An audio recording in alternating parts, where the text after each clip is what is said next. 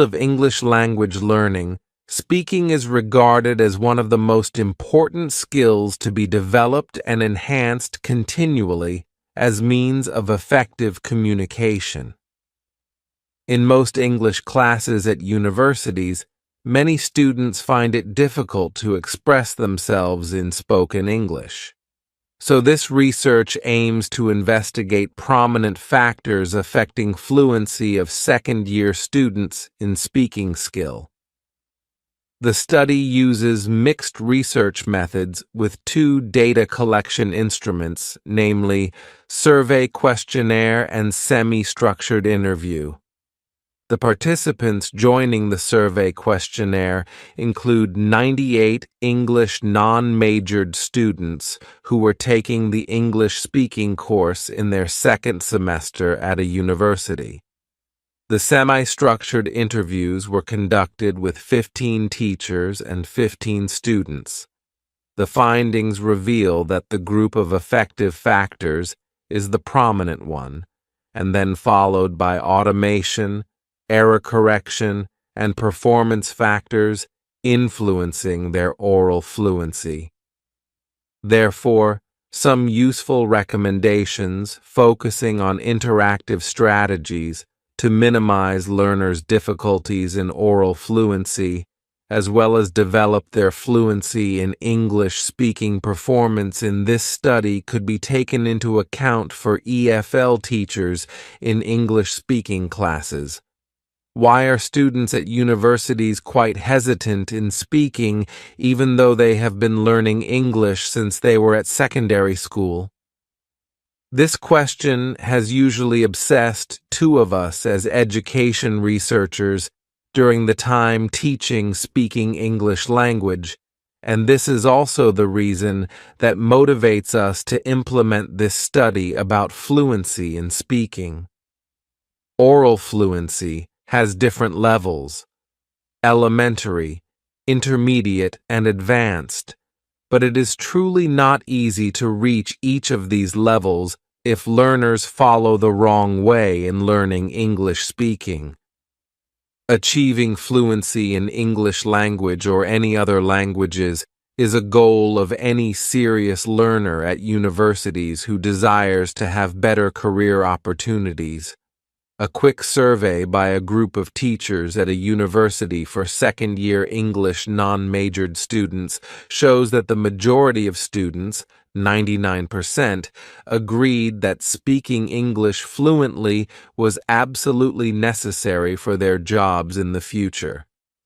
However, when being asked about how much they liked speaking English in class, only a small number of students, 14.4%, preferred to speak English in class, and more than half of them, 67%, thought that they had speaking difficulties such as a lot of pauses, a lot of hesitation, lack of confidence.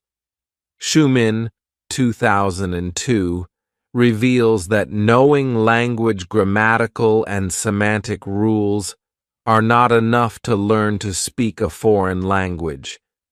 Therefore, some of the key factors influencing students' oral fluency in English-speaking performance should be taken into consideration, and if these factors can solve the fluency problems in speaking, learners will improve their ability of speaking fluently.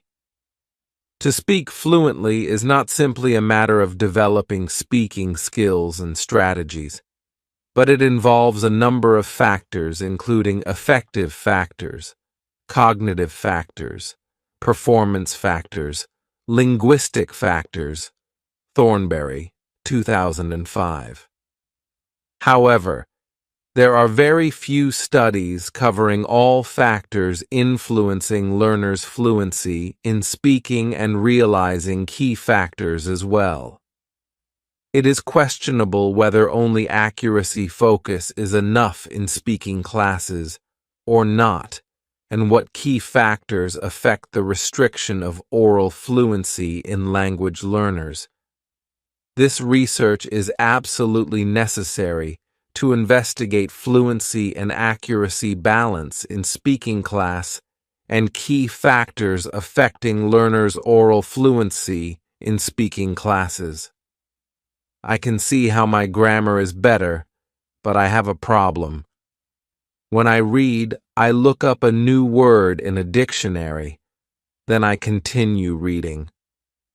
Sometimes, when I see the same word again, only 10 minutes later, I don't remember the word and I have to look it up again. Can you help me to remember the words better?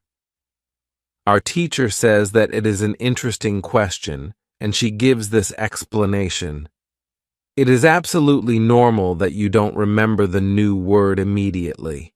Usually, you will have to look up the word 5 times before you remember it. There will also be words that you will have to look up 10 or 15 times. These words are usually verbs. When we learn a new word, the word goes through phases. Only when you achieve the last phase do you remember the word very well.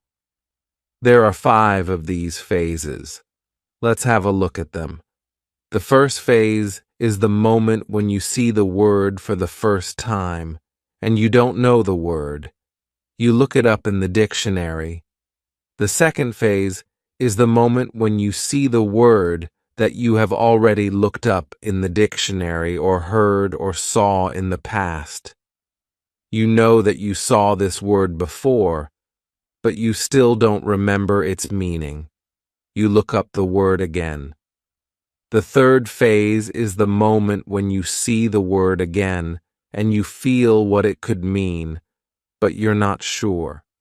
For example, you know that the word is some kind of object, some animal, or a verb. The fourth phase is the moment when you already know what the word means when you see it, but you are not able to recall the word when you want to say it. When this phase happens, the word is in your passive vocabulary. The fifth phase is the moment when you are able to use the word when you speak. Now you can see there are 5 phases altogether. Do you understand now why it is not possible to remember a new word when you see it for the first time? You would have to jump across all the phases with the first encounter with the word. You have to see or hear every word several times and let it go through all the phases until you get to phase number 5. You can be happy not only when you learn a new word perfectly, but also when you get from one phase to the other. When it happens, you are closer to the final goal, and that is to use the word without problems in everyday communication. All of this is interesting to me. I did know about these phases, but it is all logical. It also happened to me that I looked up a new word in the dictionary, but 2 minutes later, I didn't know what the word was, and I had to look it up again. I felt stupid that I didn't remember the word. Now I know that it is absolutely okay not to remember the word forever when I see it for the first time. I need several encounters with a word before I can use the word well. After school, I go to my football training. Our coach tells us that there will be a match on Saturday. The school team will play against another school team from Cambridge. Our coach tells me to come and play for the school team. I am very happy, and I am looking forward to the Saturday match. When you want to remember a new word, you need to see or hear the word about 10 times. How to improve listening. The next day, I go to school again. One of the students has an important question. He wants to know how to improve his listening skills. He wants to know what the best approach is. Our teacher says, "Thank you for your question." Good listening skills are very important for communication. If you don't understand what people are saying, it will be difficult for you to speak with them. There are a lot of materials on the internet for students of English. Some students can have a problem with finding the right listening materials for them. Let's have a look at what you should listen to. There are two types of materials which you can listen to. You can listen to some audio, or you can watch a film. These are quite different materials, and different rules apply to them. When you listen to some audio, you should know 95% of the words or more. If the audio has a lot of new words, read the text first, if possible, and make sure you know all the words. When you practice listening, you practice getting information from spoken language. You don't try to learn new words. Of course, sometimes you can learn new words, but it is not the main goal. When you listen, concentrate on getting information from spoken English. It is important to use materials at your level of English. For example, you can use books in simplified English, which contain an audio recording. I really recommend these books to you. They are fantastic because you can choose a book at your level of English. When you have such a book, read the book first and then listen. Listen to the recording at home or when you travel. The second type of materials for listening practice are films and videos on www.youtube.com. These are also great.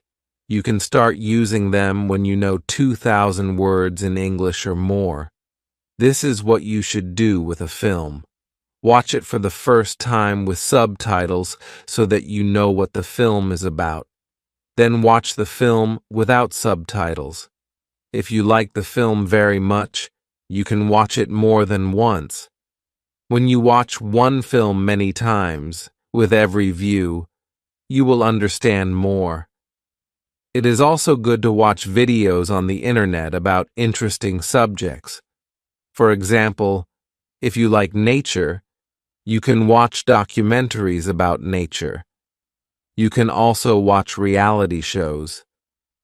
Reality shows are much easier to understand than films or documentaries because the structure of the show is usually the same. It is necessary to have at least 30 minutes a day of listening. The more you listen, the faster you will understand more words. When listening, you should always look at what you already understand, even if it is just 10% at the beginning. It is very easy to demotivate yourself by realizing all of the parts that you don't understand yet. Look at what you already know. Be happy for every new sentence you have understood. Listening is the easiest way to learn. You don't have to do anything. You just listen. Did this information help you? Yes, says the student. Thank you. The listening topic is very interesting for me. Now I know what to do to improve my listening. When you want to be good at listening, listen for 30 minutes every day. What you need before you start. On Friday, we have an interesting conversation in our class. Our teacher has a question for us. She asks, "What was your first reason to learn English?" Do you remember the moment when you started to learn English? When did you start to be really interested in the language? I say that I remember the moment when I started to be interested in English. My teacher says, "Can you tell us what happened?" I say yes. First, I have to say that English wasn't always my favorite subject. I started to learn English at high school. At the beginning, it was very difficult for me. I didn't understand the structure of the language.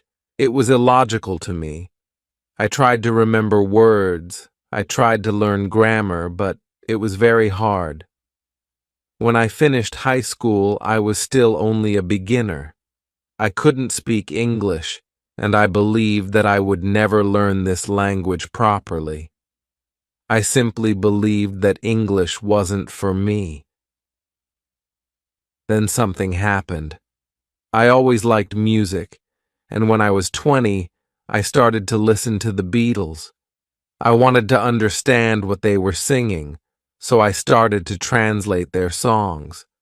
Slowly, I understood more and more. Then I met two ladies from England on a train. We had a simple conversation, but it helped me very much. I started to believe that I could learn English. From that moment on, I was working on my English almost every day, and I was getting better and better. Then I decided to go to England and improve my English there. My teacher thanks me for sharing my story.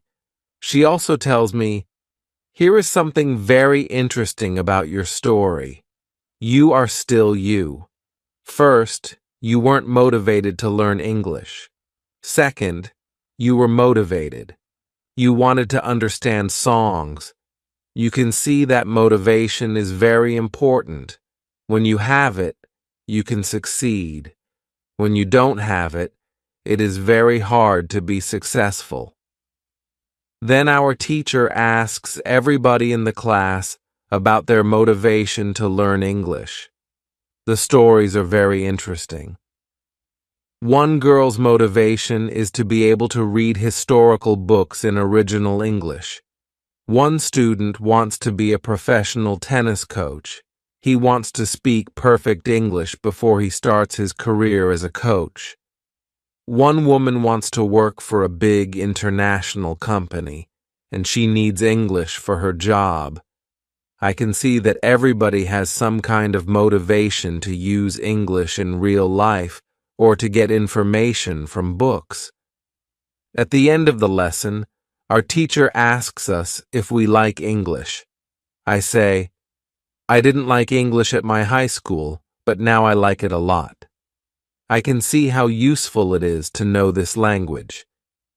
Our teacher says, "This is another important factor. When you learn a new language, it is good when you like something which is connected to English. It can be people, music, culture, or history. If you like English, it is easier for you to learn it. If you want to be able to communicate in English, it is good to know 3,000 words or more. If you don't like English, it is more difficult to find time to practice enough to get to the level of 3,000 words." I can agree with my teacher. Now I like not only the Beatles, but also my teacher and my boss, who is also English. I also like English humor. Now it is much easier for me to find time to practice English every day. On Saturday, I go to play football for my school team. We have some very good players on our team, and we win 3-2. We are all very happy. We go to the pub after the match and celebrate our victory. When you want to learn English, you need to be motivated to use English every day. During the next lesson, one of the students asks our teacher this question. "You told us that it is good to know 3,000 words. Where can I find these 3,000 words that are the most important for me to learn?" My teacher replies, "You can Google a list of the 3,000 most frequent words in English, but such a list will not help you much. When you start to learn words from this list, you will learn words outside the context. You will learn the words that are not connected with any story. You will not learn what other words are connected with these words in sentences. You will learn them in your short-term memory. This system works only for some words. These are basic words which describe things and people around us. For example, mother, father, apple, blue, orange, dog, cat, book, car, house, city, boy, girl, water, cinema, or paper. These are words which represent something that you can imagine easily. For example, when you learn the word dog, you know immediately what it is. You have a clear idea in your head what the word means. Yet, when you want to learn words such as appreciate or suppose, the system doesn't work well. This is a problem many students experience. They start their studying by using lists of words. It works at the beginning, and they believe that they can learn English this way. They don't know that when they achieve the level of 1,000 words, they have to start using a different system. If you want to learn words from a higher level, you have to learn them from whole sentences. If you understand the meaning of a word in the context of a sentence, you will learn the word much better. You can learn words from lists, but there is usually a limit where you can go with this way of learning, and it is 1,000 words. This way of learning is also very slow. There are much better ways which we have already spoken about, such as reading. For beginners, the best book to read is Robinson Crusoe in Simple English. You can find this book at Robinson Crusoe. It is the best book I know of for learning new words for beginners. There is also one interesting rule that applies here. Every word that is important for you will come back to your life again and again until you learn the word. This is very similar to the way we learn our own language. When we are children, we don't study from lists of words. We just use the language, and important words keep coming into our lives again and again until one day we know what the words mean. We keep learning new words this way all our lives. For example, the verb Google is a new word in many languages. We learned this word by using the language. We didn't learn this word from any list of words. When you heard the word Google for the first time, you probably didn't know what the word meant. Then you heard it again and again as the word was important for you, and after some time, you understood the word. You can forget about lists of words, learn new words by reading stories and other interesting texts. When you use English a lot every day, you will learn new words more effectively than from lists of words. Does it make sense? Yes, says the student. Thank you, says the student. Thank you. After school, I go to my work. I already understand how to do my work very well. Things start to be automatic. I am happy that I understand my customers. It is not very difficult because the conversations are usually very similar. Our customers want some coffee or sandwiches, so the words are usually the same or very similar. My confidence goes higher, and sometimes I start to have longer conversations with our customers. Everything is good, but then something happens. It is a little bit shocking for me. When you learn a new word, learn it as part of the whole sentence. How to improve your accent. On Tuesday, when I am at work, something interesting happens. 2 customers come to our cafe. They are a husband and wife. The man starts to speak to me. I know that he speaks English, but I don't understand him. I don't understand what he wants. I think that he wants something we don't have, so I call my boss. She speaks with the man and sells him 2 coffees and 2 of our regular sandwiches. I'm surprised. When they leave, I go to my boss and tell her that I am sorry I didn't understand the man. She says that it is okay. She says that this can happen when people speak with an accent that is new to us. She tells me that the pair was from Scotland. The next day, I go to school and tell the story to my teacher. I tell her that I felt really stupid that I didn't understand our customer. I wasn't sure if my English was good enough for my job. I started to doubt myself. My boss was okay with it, but I still needed some help from my teacher. I wanted to know what I could do in these situations. My teacher says, I understand. You're used to English that people speak in London, but you aren't used to the Scottish accent. Your ears aren't used to listening to the Scottish accent. All you have to do is to listen more to Scottish English. You need to train your ears to this accent as well. What happened to you can happen to everybody. When you already speak English at some level and you go to a country where people speak with a different accent, you shouldn't be surprised if you don't understand. It is okay, and it usually takes 2 weeks to get used to this new accent. You shouldn't think that there is something wrong with you when you don't understand a new accent. With practice, you can train your ears to any accent. Then I ask, so what can I do to understand the Scottish accent? I don't live in Scotland. Our teacher says, you can watch films with Scottish English, or you can watch situation comedies from Scotland, and soon you can understand. I tell her, thank you.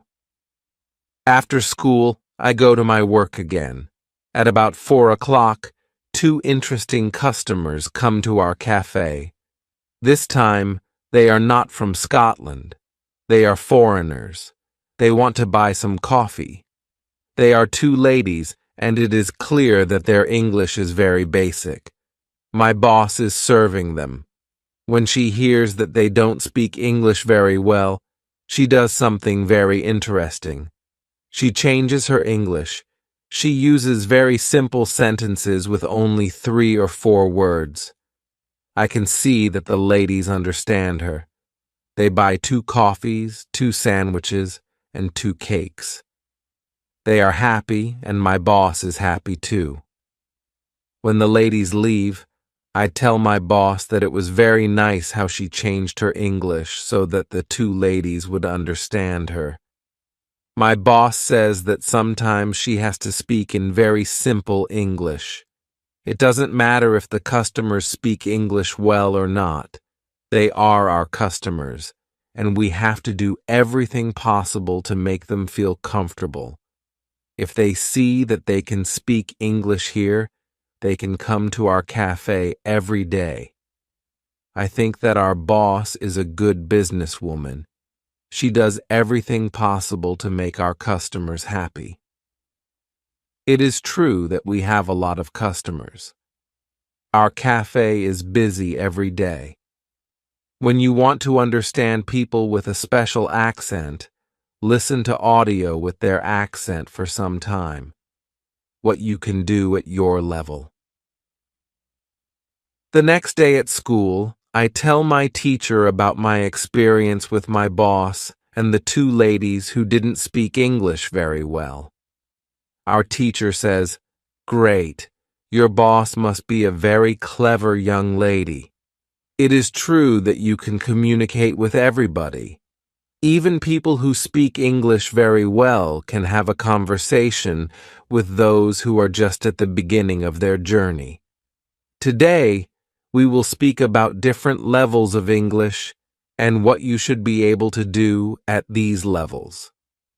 Let's start with the lowest level of 1,000 words. At this level, students can speak about some basic things from everyday life. The speaking is very limited, but it is already possible to communicate slowly for a short time with people who want to speak with you. Your sentences are short. They usually have 4 words. If the others also speak in short sentences, you can have a basic conversation. When students move to a higher level, which is 2,000 words, the conversations are easier and the sentences are longer. This is the level most of you in this class are at right now. You should be able to speak about many things from your life. You can speak about your family, hobbies, job, and traveling. Sometimes you may have a problem when you want to go into a deeper conversation on certain topics. However, this level is usually sufficient enough for everyday use of English. If you want to be able to have a deeper conversation on many topics, it is good to know 3,000 words. Your goal as a student of English who wants to be able to speak English well should be to learn 3,000 words. Of course, you can learn more than 3,000 words. The more words you know, the easier it will be for you to communicate in English. But 3,000 words is the level that is usually enough for communicating in English about almost everything. I think that the 2 ladies at your cafe knew about 1,000 words. Your boss went to their level, and she had a basic conversation with them. After school, I go to my work.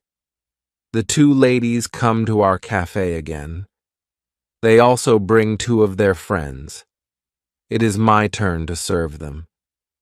I speak to them in simple, short sentences. They understand me. This is great. They tell me that they are tourists from Japan. They tell me that they like our cafe because people understand them here. When you want to be able to communicate in English, learn 3,000 words. What to do when you are shy. On Thursday, I go to school again. One student has a very interesting question. She says, I am very shy when I have to speak English. Can you help me to overcome my shyness? Our teacher says, it is true that when we use foreign languages, it is natural that we feel uncertain or shy. We are doing something that we are not perfect at. The possibility of making a mistake is great. I was also very shy when I learned foreign languages. I remember well how I was afraid to make a mistake. When I did make a mistake, I felt stupid, and sometimes I blushed. Now it is different. I use languages for communication. I care only about communication. You know that I am learning Spanish these days. Embarrassing situations can happen, but they can't stop me from using Spanish. It is true that sometimes I still feel shy when I have to speak Spanish. I also sometimes blush, but I don't care much about it. It is a natural human feeling, and it never lasts forever. I can continue using Spanish because I know that only by using it can I improve. I also try to see things as they are. I am a student and I am on the way to good Spanish. It is not possible to skip several levels in one day. The beginner can't become a perfect speaker in 1 hour. I also see what I mean to people around me.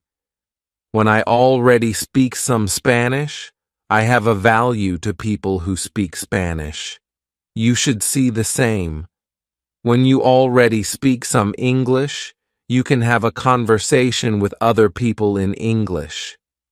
That's great. Look at what you already know. You know 2,000 words.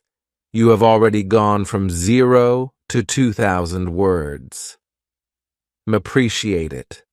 Some students have a feeling that to know English means to be able to speak like a native speaker, to have perfect pronunciation, perfect grammar, and just speak perfectly without any mistakes. They think that if they are not doing that, then they don't know English. They are embarrassed because they are not perfect. These students are very hard on themselves. It is not necessary. All of you are great because you already speak some English.